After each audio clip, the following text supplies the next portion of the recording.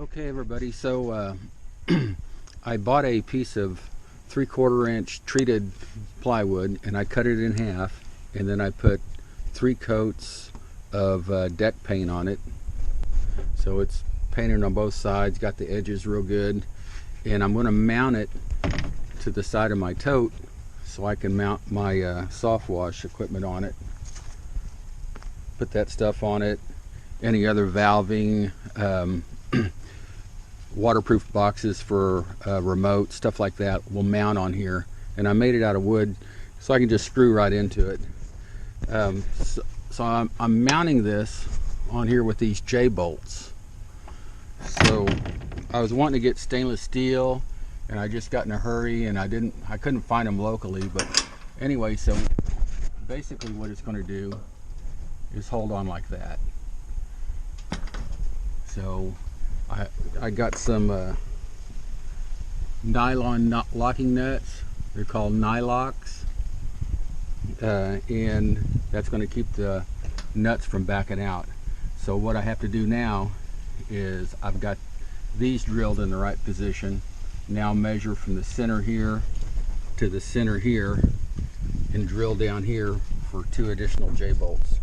So if you're trying to measure the centers of 2 objects and they're the same size, like all the same size right through here, same way goes for like deck spindles, things like that. The easiest way is not to try to hold the tape measure in the middle here and come down here and hold it in the middle. If they're exactly the same width, then all you got to do is hook it here and measure to the top right here. So we're at 31. So that means if wherever I scoot this in the center, if I scoot this 31 to the center, then that means up here to the top is going to be center. So just a quick way of finding the center of 2 objects that's the same size.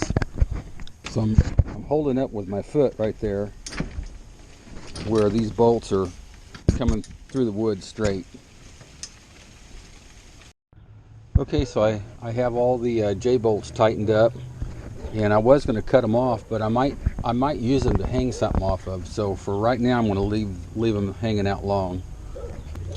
So this is going to mount somewhere up here.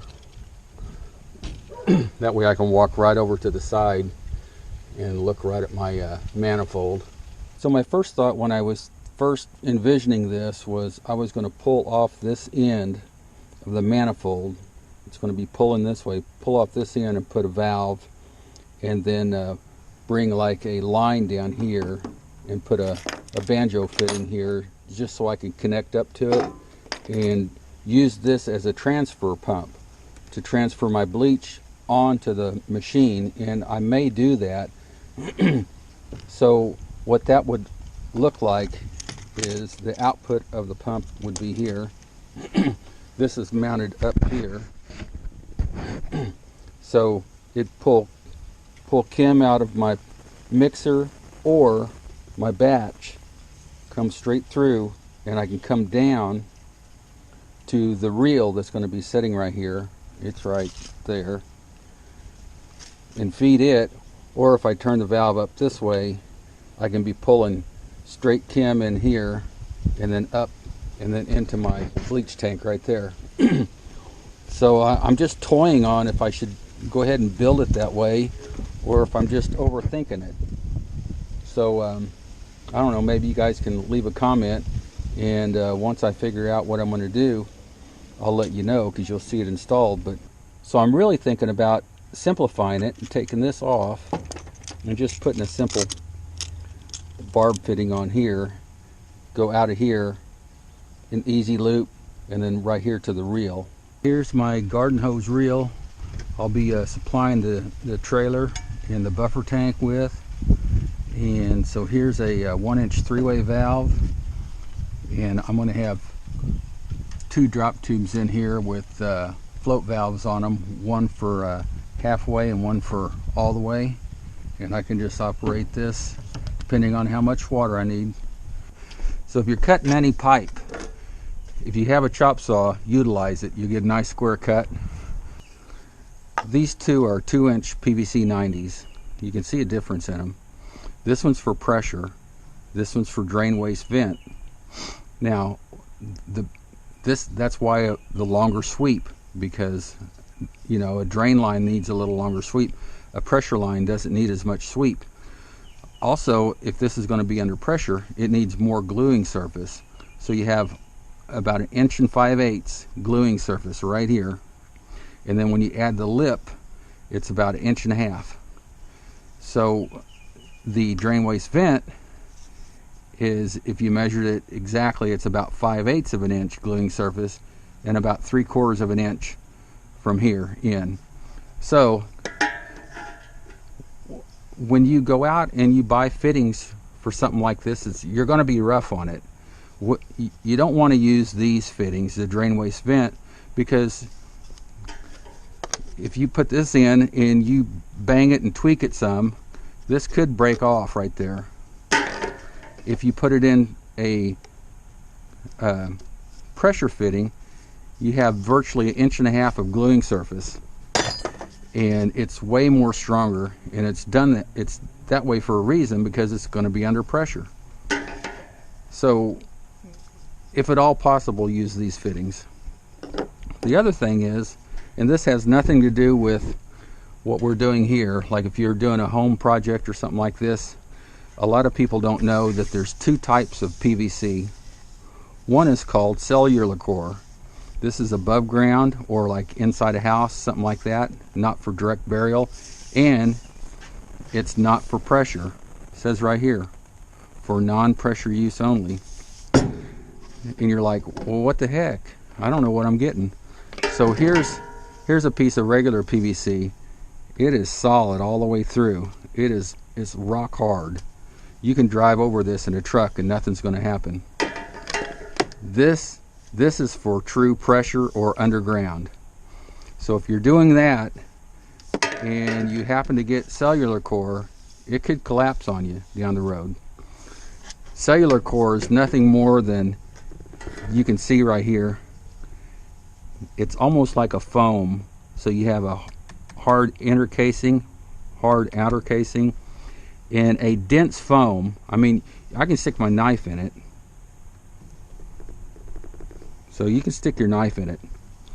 So what that does is just makes the pipe lighter, and in most cases a little cheaper. This one is solid. You can't stick your knife in it. It just won't go. It's really hard.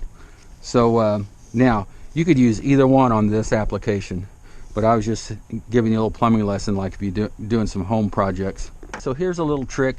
You can kind of dry fit everything like so. See, I'm just kind of figuring out where everything's going to go.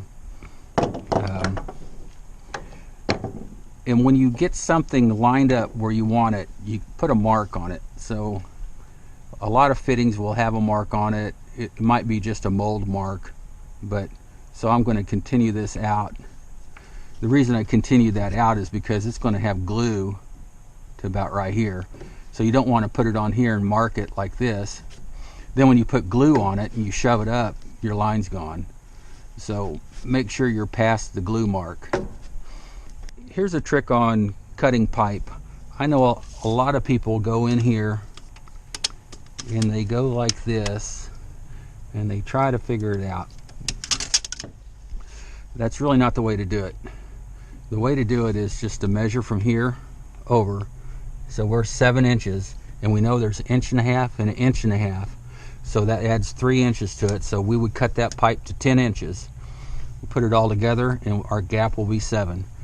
And now if you're on a drain waste vent, if you're doing a drain waste vent, that's 3/4 of an inch.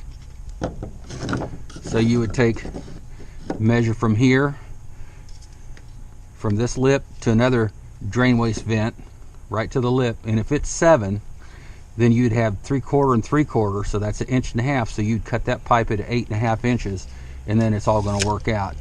All right, so here's my bleach tank, 65 gallons, and I tried to find one locally that didn't have a bulkhead already installed in the bottom, and I could not find it. So originally I bought this drop tube right here. I'll show you what this looks like this, to drop in the top, because I thought I was going to get a tank without a bulkhead or a hole in the bottom. So I thought, well, I'll just use this and plug that. And then I thought, well, it's already in there, so if it leaks with the plug or leaks with a fitting, it's still leaking. So so I decided to use it. So what I have here is this is a bulkhead fitting right here, basically, is what it is, like so. So I heated up my filter. This is a slotted filter, also known as a well point, slotted well point, or a well point. If you look up well point, W-E-L-L point, you'll find them online. So I took this out, I heated this up and kind of bent it out of there so I could salvage it. And so I'm going to adapt it like so. So in the bottom of the tank, I'm going to do this, and this is going to be sticking inside, and it's going to filter just fine. Okay, so here we go. Prime this up. It's been used once, but it'll work again, especially for this.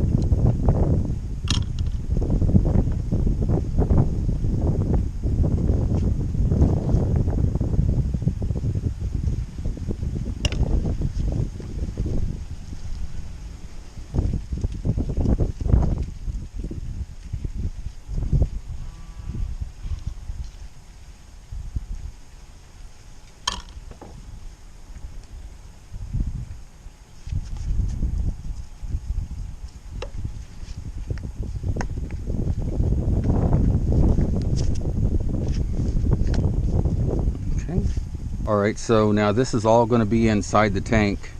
So I'm going to put my 3/4 inch close nipple on, and this doesn't have to be doped up because it's inside the tank, and any leaking is just going to be inside.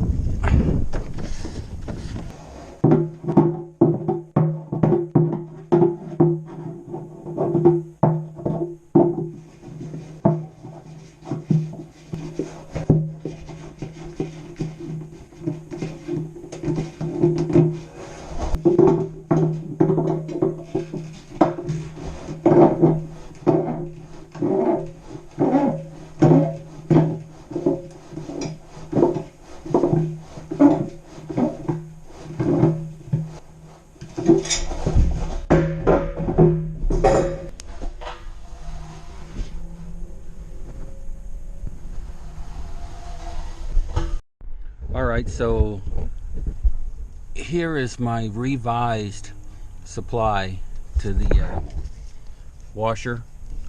I don't have this hooked up because I'm going to flush everything before I hook anything up, but it's just stuck on there.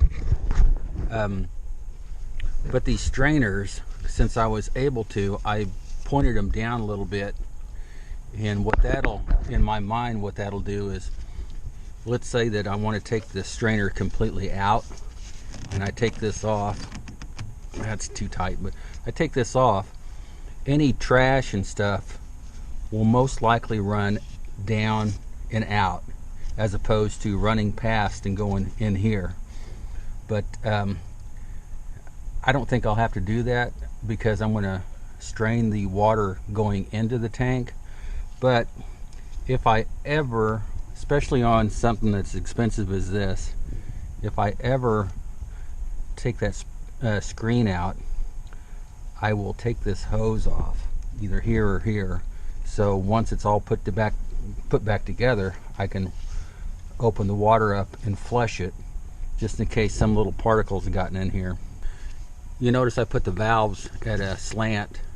It's because your hand is made to work at a little angle and not so much this way. So if it's if the valve is sticking straight up, you have to twist your wrist up and get it, but you can get more torque on it on the side, because that's just the way the way your hand is angled. I didn't get this one quite as far as I wanted to, but it's a little easier to turn. This one over here, 2-incher, it's pretty hard to turn. See, if I reach over here to turn it off, I'm at the perfect angle. If it was setting straight up, I have to bend my wrist like this, and it's just awkward. So anyway, that's another little tip. Okay, now this is how I did it. I put that 1/2-inch eye bolt down, so I'm holding down the tote, and now I'm holding down the poly tank for the bleach. And then I just added another one right there. So I'm putting the swivel on the hose reel, and you always want to use a backup wrench when you're tightening anything up. That way you're not breaking anything, holding it back, or spinning anything inside itself. There we go.